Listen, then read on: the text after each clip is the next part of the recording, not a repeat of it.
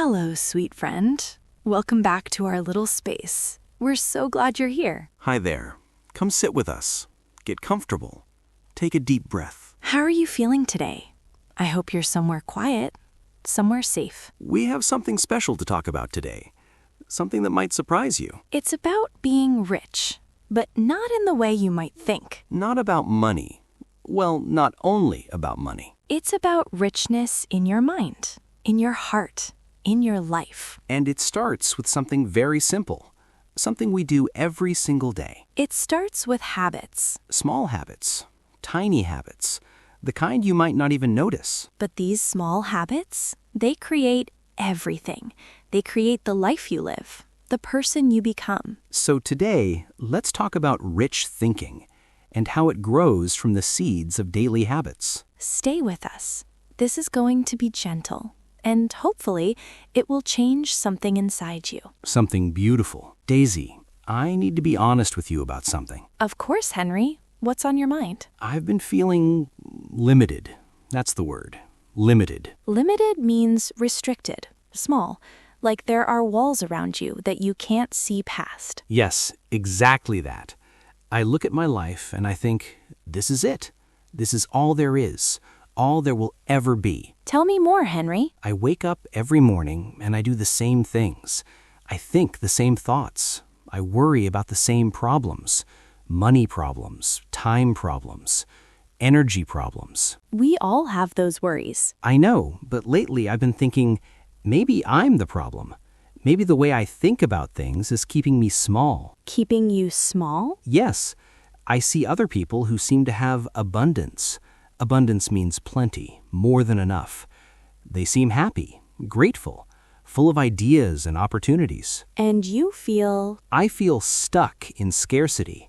Scarcity means not enough, always lacking, always worried there won't be enough. Oh, Henry, I understand that feeling so well. Do you? I do, and I think many people listening to us right now understand it too. This feeling that life is happening to other people, but not to you. Yes, exactly that. But Henry, can I tell you something? Something important? Please. The way you think, it's not permanent. It's not who you are. It's just a habit, and habits can change. You really think so? I know so. Rich thinking isn't something you're born with. It's something you practice every single day. Henry, let me explain what I mean by rich thinking, because it's not what most people imagine. I'm listening. Rich thinking doesn't mean thinking about money all the time. It doesn't mean being greedy or materialistic. Materialistic means caring too much about possessions and things. Then what is it? Rich thinking is a way of seeing the world. It's believing that there's enough, that opportunities exist, that you're capable of growth, that good things can happen to you. That sounds hopeful. It is hopeful, but it's more than just hope. It's a practice, a daily practice. How do you practice it? Through tiny habits, through small choices you make every single day. And here's the beautiful thing. These small habits are so small, anyone can do them. Anyone? Anyone.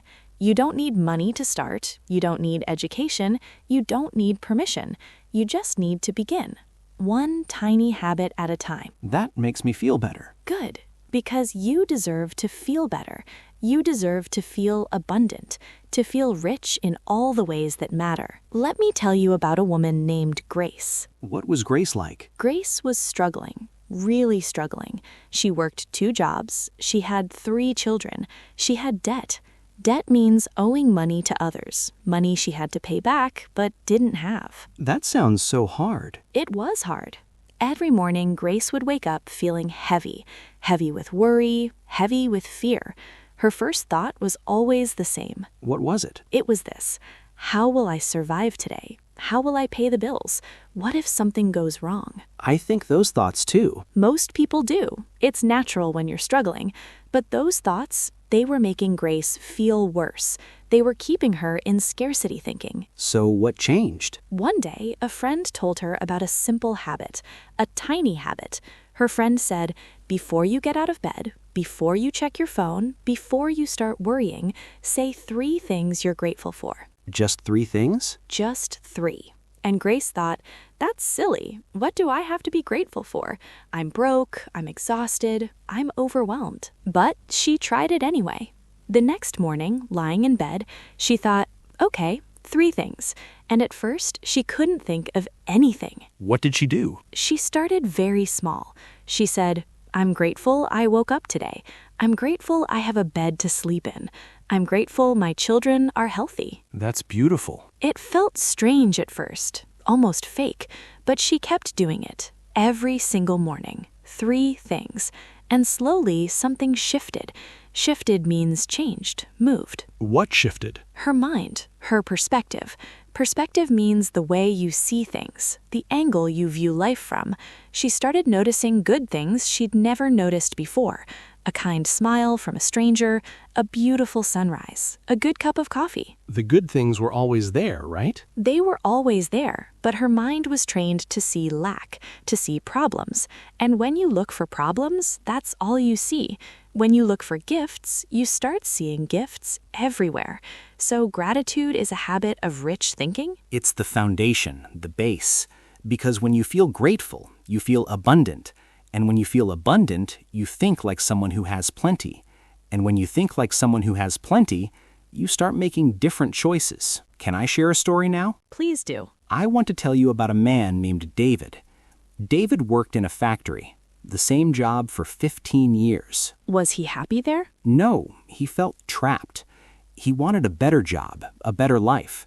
But he would say, I can't afford to change. I need this paycheck. I need this security. Security means safety, knowing what to expect, feeling stable. Yes, and there's nothing wrong with security, but David used it as an excuse to stay stuck. What changed for him? His coworker, a man named Tom, started taking evening classes to learn new skills, computer skills, business skills. That costs money, doesn't it? It does, not much, but some.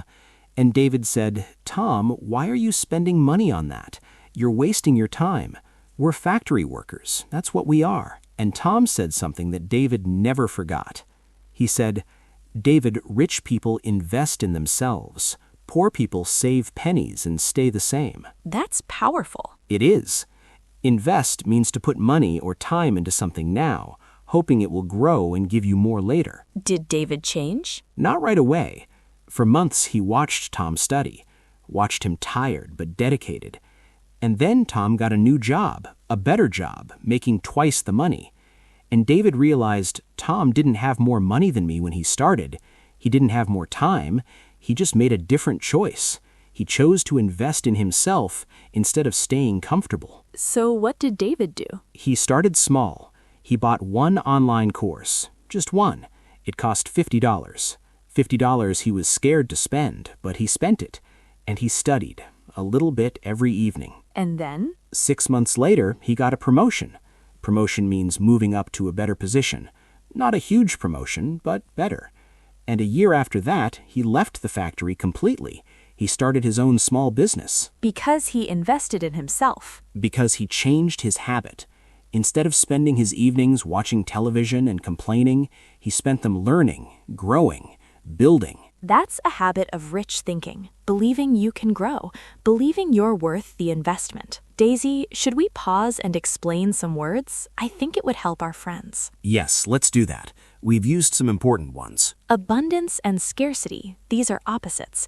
Abundance means plenty, more than enough, overflowing, like a garden full of flowers. Scarcity means lack, not enough, always running out, like a dried-up well. Mindset. This word is important. Your mindset is the collection of thoughts and beliefs you have, the lens you see life through. If you have a scarcity mindset, you see limits. If you have an abundance mindset, you see possibilities. Habit. We've talked about this before, but let's be clear.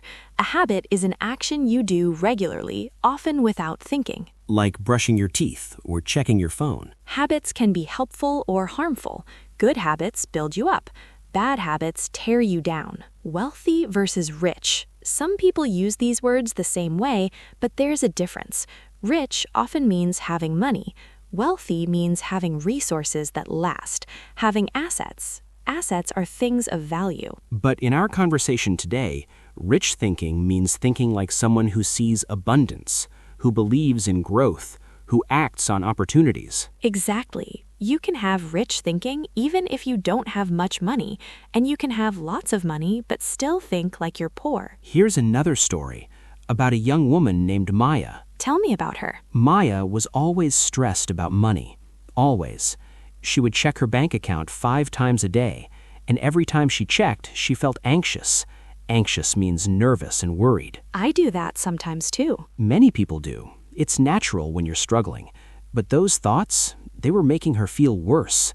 They were keeping her in scarcity thinking. So what changed? She read something in a book. The book said, "What you focus on grows. If you focus on lack, you'll see more lack. If you focus on opportunity, you'll see more opportunity." That sounds almost magical. It's not magic, it's psychology.